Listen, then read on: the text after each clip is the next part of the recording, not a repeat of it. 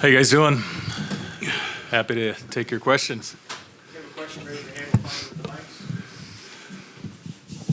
mics. Yeah, guys, it sounded like Bo Nix was your guy for quite a while. Tell us why. Go ahead, George. Yeah, I mean, Mike, obviously it's a long process. It's a year-long process for all, for the draft, for the quarterbacks, for all the positions. And so it was really important for us to go through the whole process with all these quarterbacks. We liked all the quarterbacks. And, with Bo, we spent a lot of time, started at the Senior Bowl Combine, private. We did a private out there in Oregon. And Sean really probably wasn't familiar with Bo early in the process, and then started watching tape. Liked him a lot, fit a lot of things Sean likes in a quarterback. And then, the private workout, where we spent, 3 hours, just meeting with Bo, just getting to know him. Sean can talk about the tests they gave him, and then just watching him throw. And so that was kind of the start, and then get through more tape. And he was just an ideal fit for what we want here. Yeah, I think, like George said, that because of obviously our need and then the amount, man, there were trip, a lot of those. And all of these players, are at the combine. Some of them do more or less at the combine. Some throw, some don't. But, a lot of private workouts, a lot of their pro days. So you have a body of work to start with. And I would say, man, so many of these guys were impressive. And then you really start focusing in on, all right, you feel like Chicago's got a player. But past that, I think, you can listen to and read, but you're not sure. But I would say that probably early into the process, shortly after these workouts like this, he stood out in a lot of areas, and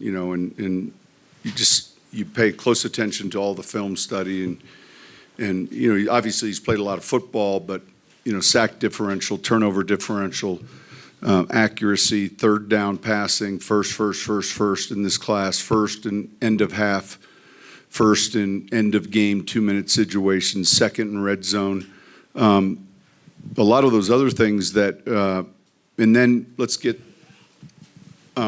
do another passing statistic and remove a lot of the short underneath throws. And obviously that's part of what they do offensively, and you remove that and you come back with the analytics and it's still first. And so, but I would say his arm strength was, we saw the pro day, but then even in the private workout was very good. And he's super smart. Alex, of course, when you have a former teammate that you just signed a year ago, he's a great resource. And the more you just keep digging into the process and really trying to eliminate the outside noise, relative to, well, you can move back, and none of that's true. You don't know that. And honestly, we felt like the Giants were the joker team in that there were 3 teams at the front that needed quarterbacks, right? We all knew those 3 teams: Chicago, Washington, New England. And then we knew there was the second stretch of Minnesota, Denver, and the Raiders. And so, man, we kept, are the Giants going to take one? Because that then impacted how the last 3 were going to be. And so when they didn't, I think I said to George, I think we think Minnesota likes McCarthy. We don't know this. We think the Raiders like Penix, and we like Nix. Let's get on a conference call with all of them and say, just no one spend any money. We think we know this. And then Atlanta took Penix, and then now all of a sudden, we're paying attention to the team behind us, and it got a little crazy there for a minute. But the process was long and thorough, and Man, we're excited. We're excited. This was, and look, this is the night. Tomorrow's the night where everyone says we got our guy. Yeah, I told George, I said, look, I think we're in a position right where we're at. Shoot, I could fly out there today and be the first one when we're on the clock to knock on his door and make sure he knew that we were the one. And then I thought, that might be a little difficult if something happened. I'd be in Birmingham, Alabama, and all of a sudden we have to divert the plane somewhere. So we stayed put, but we're glad it worked out the way it did. Sean, you talked about trying to spend as much time as possible with all the quarterbacks through this process. As you got to know Bo a little bit, besides the film, what did you take away from just getting to? He's extremely smart. We tried to send these guys, a similar test. It was identical. The night before, 5 p.m., email the test. When I say the test, a series of, call it first, second, third day install, so quite a bit to study. Almost, 5 o'clock when you get 3 days of install and we're meeting at 9 in the morning, it's almost purposely a little bit more than we think. And then at what point do they fail? In other words, it's a lot. And so one part of it, obviously, and a lot, these guys all were really impressive. We got up there 9 a.m. He had the test at 5, and he's sitting there in the office, and you could tell it. He'd probably been in a hotel room, do not disturb, pot of coffee, and just grinding on it. So he's extremely intelligent, real smart. He handled a lot of the protections. I gave you 5 or 6 different statistics. Negative play differential. When you watch him, it's pretty calming. He's very efficient, and it's not just because of you see a ton of NFL throws in their offense. His accuracy set an NC2A record, and then is he making the throws that we're going to ask him to make? And then I think the one thing over the years, if you study it closely, guys that get sacked a lot in college tend to get sacked a lot in the NFL, and sometimes that might be processing. Oftentimes, we'll look at the offensive line and he, the ball comes out, and it comes out sometimes in funny body positions. He's got a quick stroke.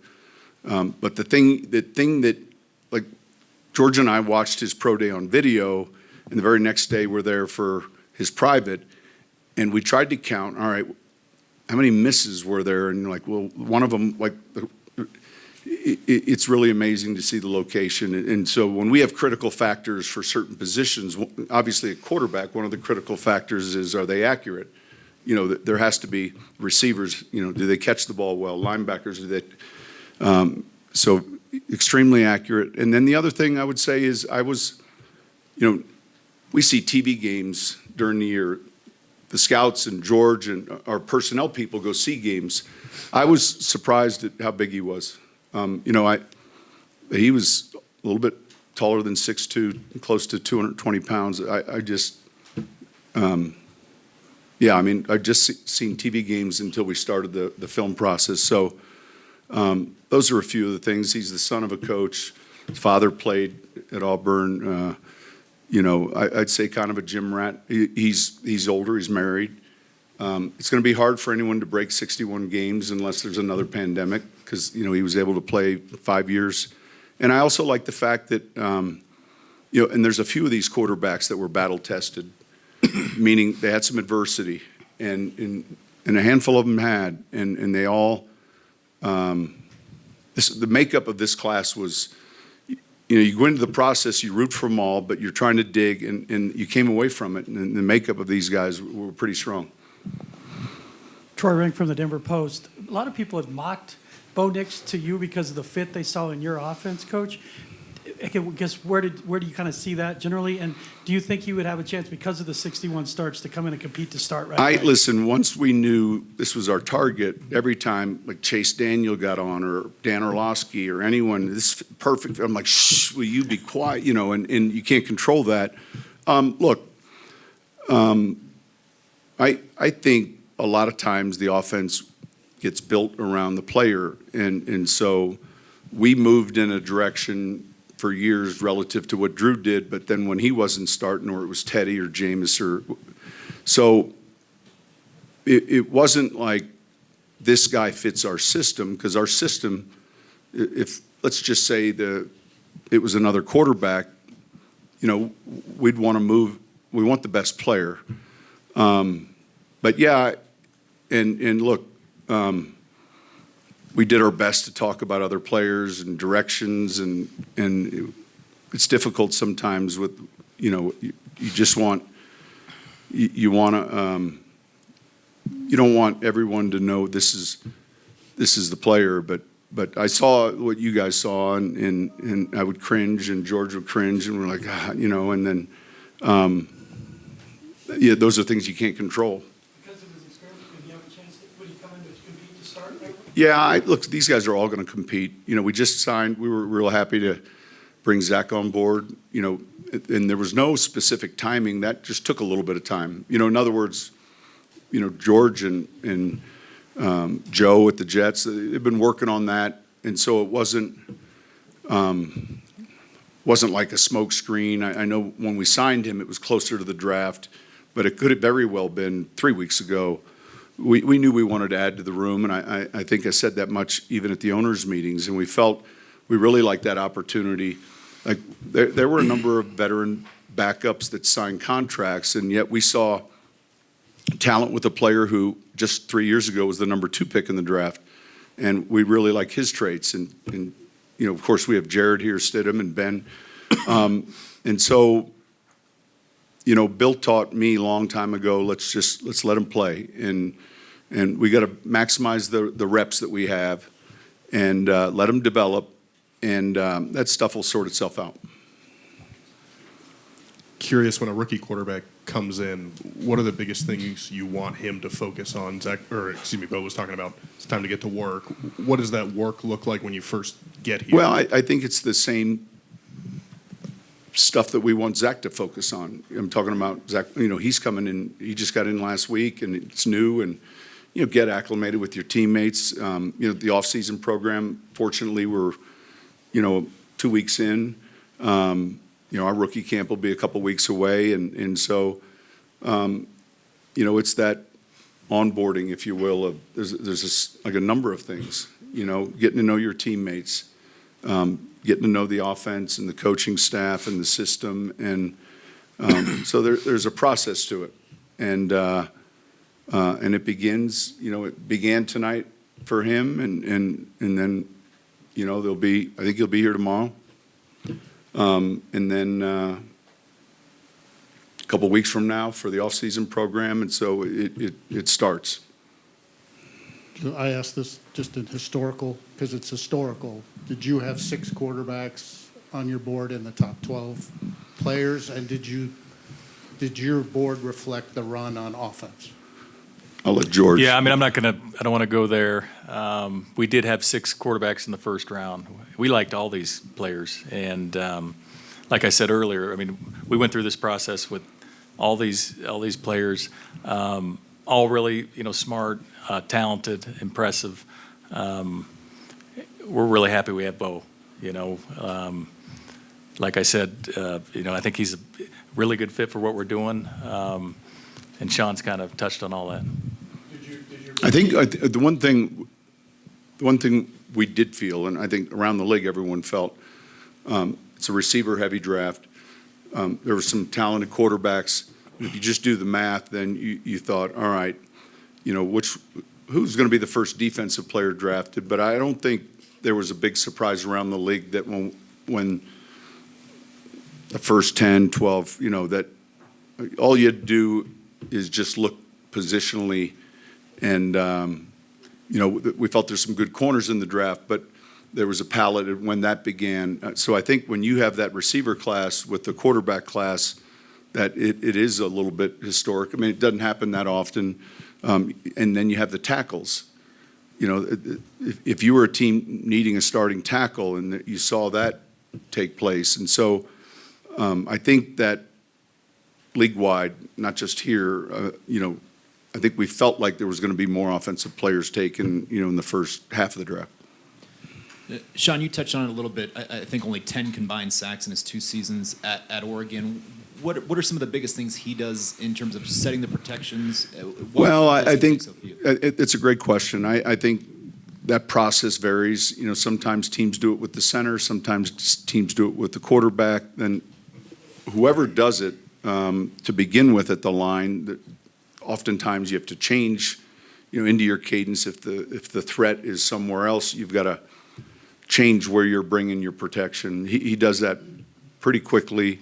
He processes fast. So I think sack reduction sometimes is the ability to process and deliver. And so I think that's oftentimes hard for us to measure.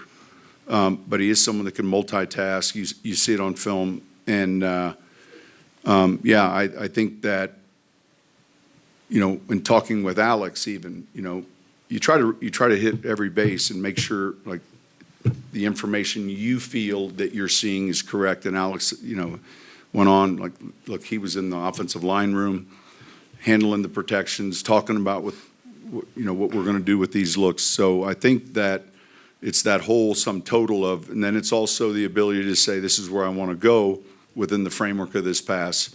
And sure, some of those quick screens, but we cut those out. Like, we just looked at those as, like, he was asked to do it and he did it, and evaluated the intermediate to down the field, and really try to evaluate third down, red zone. How's he doing with the game on the line? And he's playing Oregon first time, early in the year, and he needs a drive here in the fourth quarter. You know what? And they get down in field goal range and they miss a field goal. He excelled in those areas, and time again. And so I think some of that's processing. Sean, you've had a lot of success with quarterbacks who've had experience in the league, and now you have both your first round pick coming in raw. So how does kind of the process of teaching and developing change a little bit when you have this kind of blank slate of a quarterback coming in to learn? Yeah, good question. I can reference just, a few different places. In New York, when we got Kerry Collins, he'd been experienced, and yet he was new to our system. And we had to, what are the things he does well? Too often we can talk about what they don't, and so we really build around his strengths. And then, in Dallas, Quincy Carter, we signed Tony Romo, we had Bledsoe, we had a number of different players, and we try to build around their strengths. Younger players, Drew was, I think, 4 years in. We were drafts, if you go back in that 06, my first year there, we were evaluating Cutler and Young and Leinart and all of those guys. We had the second pick of the draft, and it wasn't until we were at the combine that the news with Drew's release came, and then even with that, you had to deal with an injury.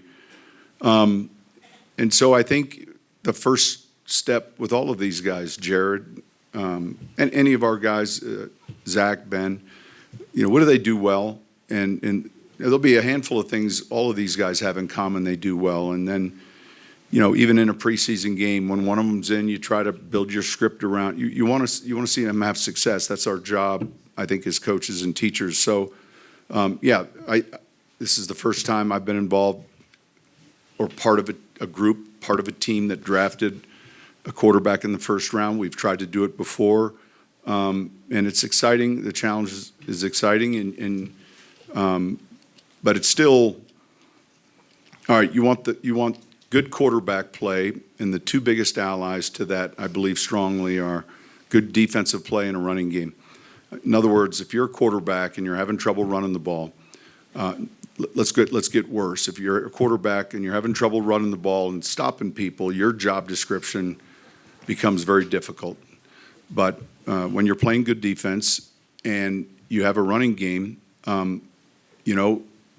your job description is a little bit more palatable. And so for all these guys, I feel like they're all young relative to, Jared's been in the league quite a while. He started some games. Ben has actually started some games and been in the league and in another league. But they're all young players. And then Zach obviously has played quite a bit as a young player. But I think that it's the process of the fundamentals of, and You don't assume anything. You start with a proper huddle and cadence. I think, look, the other element is more and more we're seeing these guys in shotgun offenses. And so, we'll be flexible that way. And that was the case really with Russ. Drew was a little bit more under center. Then later in his career, we began to evolve to more shotgun. So I think it's still about trying to find the things that they do well. And I think most importantly, and we talk about it all the time, is what's the vision? And so the scouts scout the player, they read, coaches look at the player, all of us, the front office, what's the vision, what's the vision, how do we, and it's important that that's articulated and to increase your chance of success. A question for both of you guys. How active were you looking to potentially move up? And then on the other side of the coin, how risky would it have been when Nix was there at 12 to try to still get him and trade down and get some potential additional assets? We took calls from teams ahead of us. Never really got too serious. We considered moving back, but once Penix went, it got a little, stressful there at the end. You had the Raiders behind us. And so, we just didn't want to overthink it. This was our guy. We're going to take our guy. But we did think about it, not too far. There was a few, we could have moved a couple picks back and maybe got some picks. But at the end of the day, this was our guy. Let's just take him. Let's not overthink it. And we would have been sick, if we lost him just for a couple fifth-round picks or what have you. I was actively involved in trying to pretend we were moving forward. In other words, it's this time of the year and it's difficult, and we want to keep our options open. And I would say this for a normal position, and we talked about it. We're entering the draft. You might have needs at rush, edge, tackle, receiver. Then you're really managed. But when it comes to something this specific relative to the quarterback, it's man, you just don't want others to know that this is their focal point. And I think that oftentimes, and look, I get it, but oftentimes you hear this, well, if they don't get one here, they can go back and get this one. And I think that I think that's I heard those same comments. When the Chiefs selected Patrick, and you go back and tune in to everything that was said, well, they could have got him later, and no, they couldn't have. No, they couldn't have. And so let's not worry about, and when we all understand managing the draft, but let's also, let's worry about what it's going to look like 3 years from now. And that's 3 to 4 years from now when this class will be judged. And make sure we get the right guy there.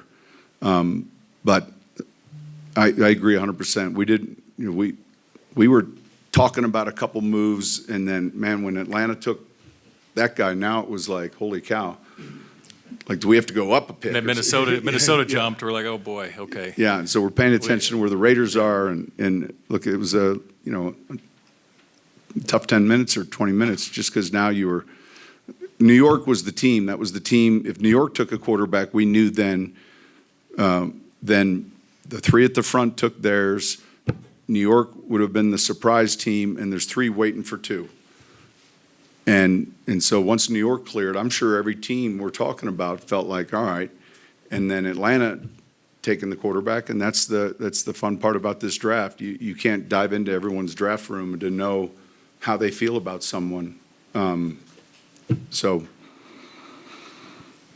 Sean Edwarder, ESPN. You mentioned it a minute ago. In all the ways that Bo Nix seems so compatible with your offense, the one where it doesn't seem like a great fit is you use your quarterbacks under center at one of the highest rates in the league traditionally, and he has very little experience doing that. How difficult a transition is that for a player? I think it's the transition for the coach. He's been under center, and look, we're not going to the moon and back to step under center. But what I said earlier is, and I think the same way with Zach when he played at BYU and really Stiddy, and now Jared has had experience under center because he's been at New England and in Las Vegas, and will play under center. But it gets back to, developing around what his strengths are, and so look, the job is to pay attention to that and move in those directions, and we'll adjust. But they'll all look. These guys will all take snaps under center. You see it at the Senior Bowl. They do it at their pro day with the workouts. I think they'll be fine. And look, he's got specifically, and I'm just talking about Bo. His warm fuzzy blanket is the center that played with him a year ago. So that'll be nice.